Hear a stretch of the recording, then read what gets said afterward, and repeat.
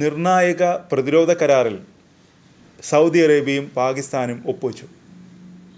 പാകിസ്ഥാൻ പ്രധാനമന്ത്രി ഷഹബാസ് ഷരീഫ് സൗദിയിൽ നടത്തിയ ഔദ്യോഗിക സന്ദർശനത്തിനിടെയാണ് കരാറിൽ ഒപ്പുവെച്ചത്. സൗദി കിരീടാവകാശിയുടെ റിയാദിലെ അൽ യമാമ കൊട്ടാരത്തിൽ വെച്ചായിരുന്നു ഇരു രാഷ്ട്രത്തലവന്മാരും തമ്മിലുള്ള കൂടിക്കാഴ്ച നടന്നത്.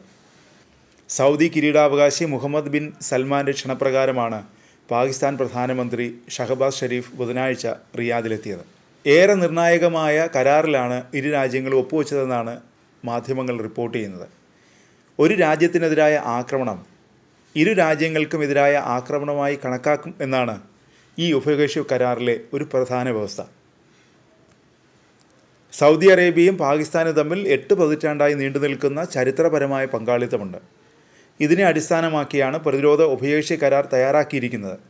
ഇരു രാജ്യങ്ങളും തമ്മിലുള്ള സാഹോദര്യത്തിൻ്റെയും ഇസ്ലാമിക ഐക്യത്തിൻ്റെയും പരസ്പര ബന്ധവും ഇരു രാജ്യങ്ങളുടെയും നയതന്ത്രപരമായ താൽപ്പര്യങ്ങളും പ്രതിരോധ സഹകരണവും കരാറിൽ പ്രതിഫലിപ്പിക്കുന്നതായി ഇരു രാജ്യങ്ങളും തമ്മിലുള്ള സാഹോദര്യത്തിൻ്റെയും ഇസ്ലാമിക ഐക്യത്തിൻ്റെയും പരസ്പര ബന്ധവും ഇരു രാജ്യങ്ങളുടെയും തന്ത്രപരമായ താൽപ്പര്യങ്ങളും പ്രതിരോധ സഹകരണവും കരാറിൽ പ്രതിഫലിക്കുന്നതായി പ്രസ്താവനയിൽ ഇരു രാജ്യങ്ങളും സംയുക്തമായി അറിയിച്ചു.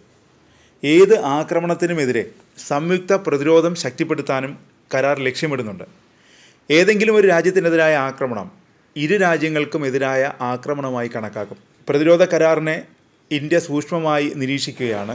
സൗദി അറേബ്യയും പാകിസ്ഥാനും തമ്മിൽ പരസ്പര പ്രതിരോധ കരാർ ഒപ്പിട്ട റിപ്പോർട്ടുകൾ കണ്ടതായി ഇന്ത്യയുടെ വിദേശകാര്യ മന്ത്രാലയം വ്യക്തമാക്കി.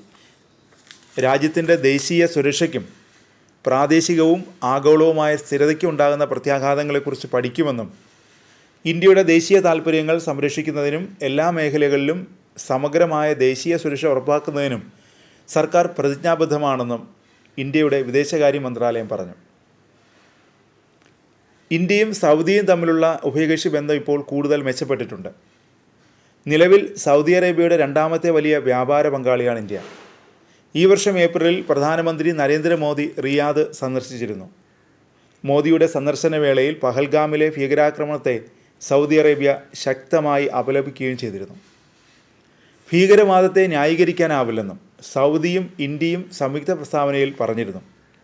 അതിർത്തി കടന്നുള്ള ഭീകരവാദത്തെ ഇരു രാജ്യങ്ങളും അപലപിച്ചിരുന്നു. മറ്റ് രാജ്യങ്ങൾക്കെതിരെ ഭീകരവാദം ഉപയോഗിക്കുന്നത് പ്രതിരോധിക്കാനും ഭീകരവാദ പ്രവർത്തനങ്ങളുടെ ആസ്ഥാനം തകർക്കാനും ഇരു രാജ്യങ്ങളും സംയുക്ത പ്രസ്താവനയിൽ ആഹ്വാനം ചെയ്തു. ഭീകരരെ നിയമത്തിന് മുന്നിൽ കൊണ്ടുവരാനും എല്ലാ രാജ്യങ്ങളോടും ആഹ്വാനം ചെയ്തതായും പ്രസ്താവനയിൽ ഇന്ത്യയും സൗദിയും അന്ന് വ്യക്തമാക്കിയിരുന്നു.